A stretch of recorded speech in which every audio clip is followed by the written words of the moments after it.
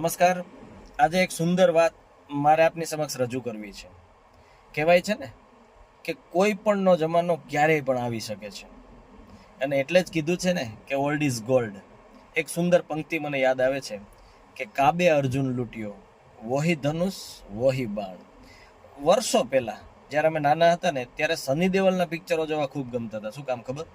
કારણ કે સની દેવલ હોય ને ત્યાં નબળી વાત ન હોય, બસ હાથ જોડવાની તો કોઈ વાત જ ન હોય, દે ધના ધન હોય. એટલે અમને બાળપણમાં સની દેવલ અને સુનિલ શેટ્ટીના પિક્ચરો છે ને એ ખૂબ જ ગમતા હતા. એ વખતે એક સરસ મજાનું પિક્ચર મેં જોયેલું, એનું નામ હતું જીત પિક્ચર.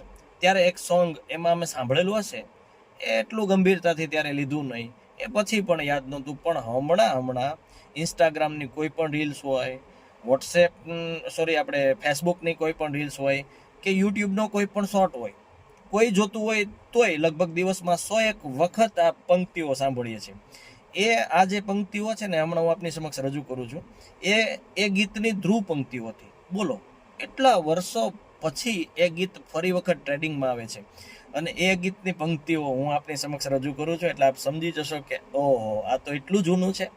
એના શબ્દો છે કે દિલ કા ક્યા કરે સાહેબ, દિલ કા ક્યા કરે સાહેબ, હમ ઉન પે મરતે हैं, हम उन पे मरते हैं, जुर्म इतना कि हम उनसे प्यार करते हैं, जुर्म इतना कि हम उनसे प्यार करते हैं.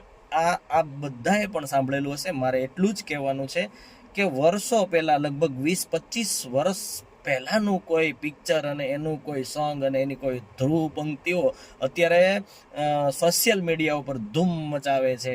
એટલે વિશ્વાસ રાખો, આત્મવિશ્વાસથી આગળ વધો.